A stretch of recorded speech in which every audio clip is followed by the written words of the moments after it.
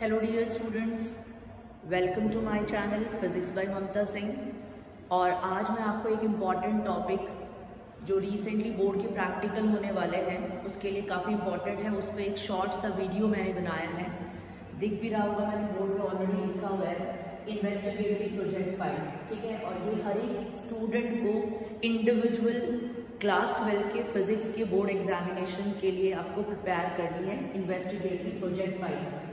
अब कंफ्यूजन क्या होता है, बच्चे सोचते हैं कि भाई टॉपिक ले लें और उस पर पूरा जितनी डिटेल्स हमें पता है बस वो लिख दें तो हमारी फाइल प्रिपेयर हो जाएगी। तो आपको ध्यान देना है, जो वर्ड मैं आपको बता रही हूँ, this is what investigatory project file. ये इन्वेस्टिगेटरी प्रोजेक्ट फाइल है, दैट मीन्स बोर्ड में जब एग्जामिनर बोर्ड के प्रैक्टिकल्स होंगे तो सबसे पहला क्वेश्चन जो आपसे पूछेंगे that is what investigation you have done on this topic. जो भी टॉपिक आप सिलेक्ट करेंगे उस पर आपने क्या इन्वेस्टिगेशन किया है। अगर ये क्वेश्चन का आंसर पहले आप अपने आप को दे सकते हैं कि what you have investigated, then आप एग्जामिनर को भी दे पाएंगे कि आपने क्या इन्वेस्टिगेट किया है। एंड सपोज करो आपको खुद ही नहीं पता है कि आपने क्या इन्वेस्टिगेशन की है, तो आप किसी दूसरे एग्जामिनर जो आपके बाहर के स्कूल से कोई आने वाले हैं आपके स्कूल में, उनको क्या बताएंगे। तो ये बहुत इंपॉर्टेंट पॉइंट है, पहले अपने आप को क्लियर करें कि क्या इन्वेस्टिगेशन करने वाले हैं आप। जो भी टॉपिक सेलेक्ट करें उस पर आप कुछ फाइंड करेंगे, कुछ भी जो फाइंड कर रहे हो। जैसे मैं कुछ एग्जाम्पल देती हूँ और फिर मैं आपको जो वीडियो मैं ये शॉर्ट सा बनाने वाली हूँ इसके कमेंट्स में मैं आपको लिंक भी प्रोवाइड कर दूंगी। उसमें बहुत सारे प्रोजेक्ट्स आपको देखने को मिल जाएंगे, दैट मीन्स आपको कैसे फाइल बनानी है। सो मैं उसमें वहाँ पर आपके लिए बहुत सारे एग्जाम्पल्स जो है प्रोजेक्ट फाइल्स के वो डाल दूंगी, वहाँ से आप चेक कर सकते हैं उसको। थोड़ी अपनी रीडिंग्स को चेंज कर दें उसमें, दैट मीन्स इस तरीके से आप अपनी इन्वेस्टिगेशन कर सकते हैं। तो मैं आपको कुछ एग्जाम्पल जो है 10 to 15 प्रोजेक्ट फाइल्स के दे दूंगी, उसमें थोड़ा आइडिया आपको लग जाएगा कि आपको किस टाइप का प्रोजेक्ट बनाना है, राइट। जैसे एक एग्जाम्पल मैंने यहाँ पे लिखा हुआ है, to demonstrate the effect of resistance. Resistance पे क्या इफेक्ट होगा अगर हम डिस्टिल्ड वाटर मतलब प्योर वाटर के अंदर क्या ऐड करते हैं, सोडियम क्लोराइड। तो आप एक प्रोजेक्ट बना सकते हैं, आपके स्कूल के फिजिक्स लैब में पोटेंशियोमीटर ऑलरेडी रहता है।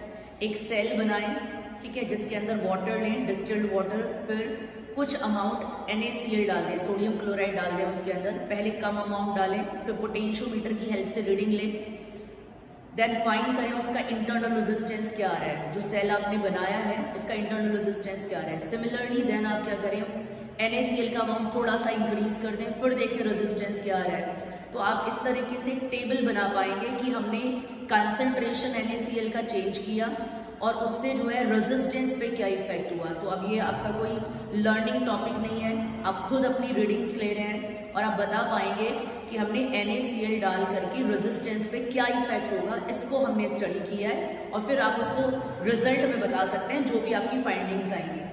सिमिलरली एक और देखिए, to study the various factors on which internal resistance of a cell depends. Internal resistance small r से दिखाता है और EMF ऑफ द सेल को हम E से दिखाते हैं। तो ये दो अलग अलग इन्वेस्टिगेटरी टॉपिक्स हैं। पहला है कि आप इंटरनल रेजिस्टेंस को देखें कि भाई इंटरनल रेजिस्टेंस पे क्या चेंज आ रहा है। दूसरा है आप EMF को देखें कि भाई EMF जो है किसी सेल का कौन कौन से फैक्टर्स हैं जिस पे वो डिपेंड करता है। जैसे मैं आपको बता देती हूँ, इंटरनल रेजिस्टेंस जो है किसी भी सेल का, बैटरी का, एक तो टेम्परेचर पे डिपेंड करता है। अगर आप टेम्परेचर को चेंज करेंगे तो इंटरनल रेजिस्टेंस चेंज हो जाएगा। तो आप एक टेबल बना सकते हैं जिसमें एक कॉलम में तो आप रखें अपने टेम्परेचर, आपने टेम्परेचर कितना चेंज किया, एंड देन दूसरे कॉलम में बताएं इंटरनल रेजिस्टेंस कितना चेंज हो गया। इस तरह से आपका एक छोटा सा प्रोजेक्ट बन जाएगा और आप बता पाएंगे कि हमने इफेक्ट ऑफ टेम्परेचर, कि when temperature is change then what is the effect on the internal resistance of a cell और अ बैटरी, उस पर क्या इफेक्ट होता है, इसको हमने स्टडी किया है। और ये हमारी फाइंडिंग्स है कि टेम्परेचर बढ़ाने पर इसमें क्या चेंजेस आ रहे हैं, इंक्रीज हो रहा है या डिक्रीज हो रहा है, ये आप फाइंड करेंगे।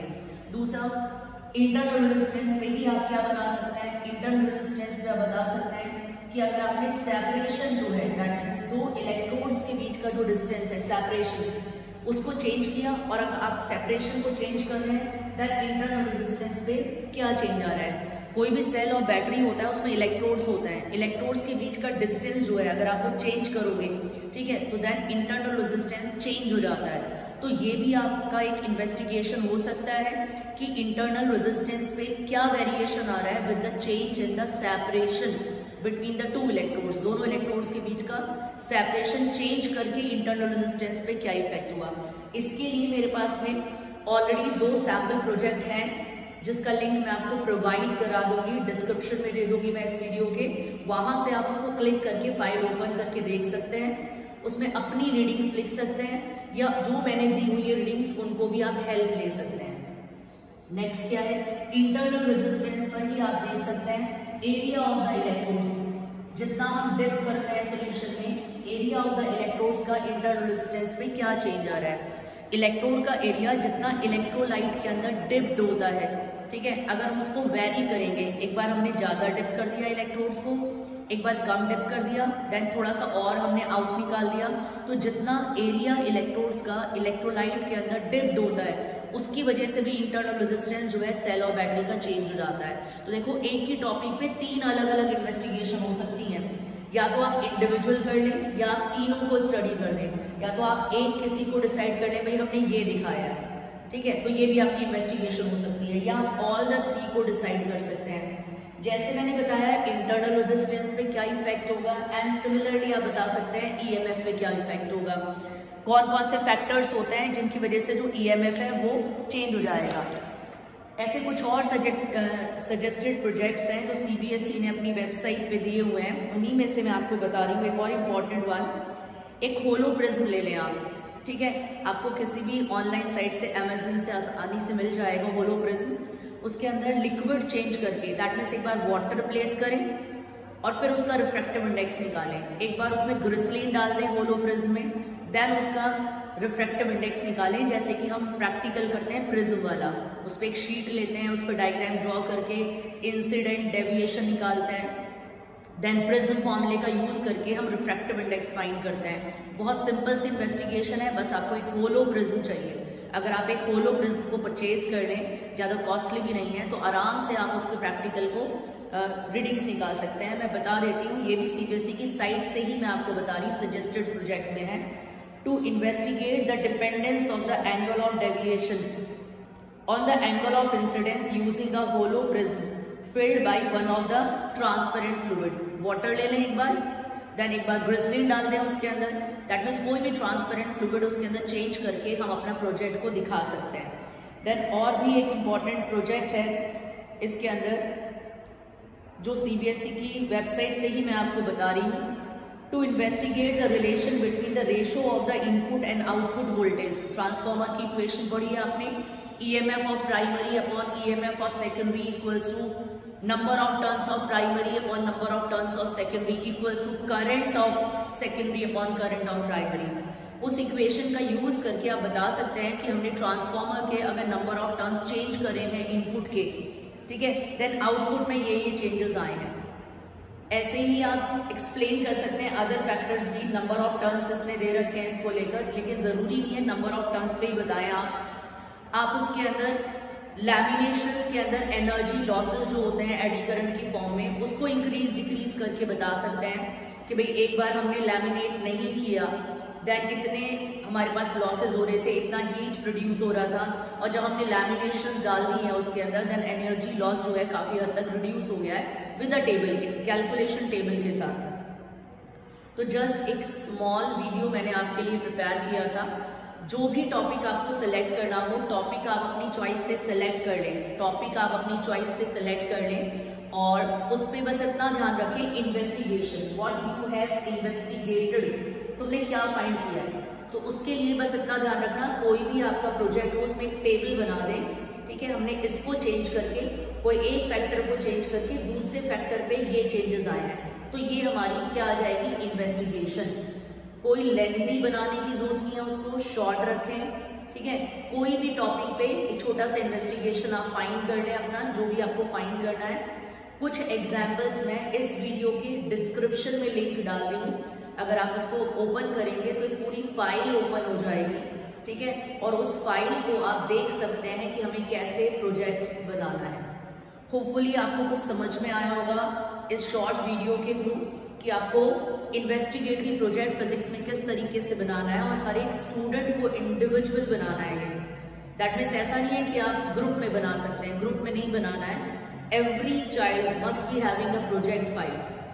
एंड सिमिलरली सारे प्रैक्टिकल्स जो भी हमारे बोर्ड के प्रैक्टिकल्स हैं वो सारे मैंने अपने चैनल पे डाल दिए हैं, उसको प्लीज आप देख लें। अगर आपको प्रैक्टिकल्स में कोई भी जो प्रैक्टिकल है उसमें कोई जरूरत है तो आप वहां से चेकआउट कर लें, मैंने सारे अपने चैनल पे डाले हुए हैं already.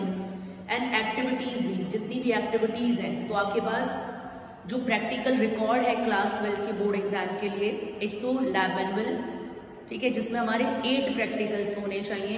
Then activities 6 activities, 3 from section A and 3 from section B. Experiment अलग है, एक्टिविटीज अलग है, राइट, दोनों हमको रिकॉर्ड मेंटेन करना है बोर्ड के लिए। एंड एक हमारे पास ये फिजिक्स की इन्वेस्टिगेटरी प्रोजेक्ट फाइल। तो मैंने बताया इससे टेंशन लेने की जरूरत नहीं है कि पता नहीं क्या इन्वेस्टिगेशन करना है। कोई भी एक टॉपिक लें जिसपे आप इन्वेस्टिगेट करें, किसी भी चीज को वैरी करके दूसरे फैक्टर में क्या चेंज आया। और अगर आप कंफ्यूज हैं, फाइंड नहीं कर पा रहे हैं, तो मैं आपको लिंक प्रोवाइड कर रही हूँ इस वीडियो के डिस्क्रिप्शन में, ठीक है, वहां पर क्लिक करें, फाइल पूरी ओपन हो जाएगी।